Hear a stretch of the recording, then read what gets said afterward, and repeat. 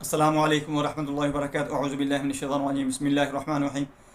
मेरे पास अक्सर मरीज़ आजकल जो आ रहे हैं वो अजीब किस्म के हैं कि हमें हाई ब्लड प्रेशर है, लेकिन ब्लड प्रेशर भी ऐसा है कि सिस्टोलिक कुछ बता रहा है, डायस्टोलिक कुछ बता रहा है। यानी सिस्टोलिक और डायस्टोलिक के अंदर जो डिफरेंसेस होते हैं तकरीबन वो 40% के होते हैं।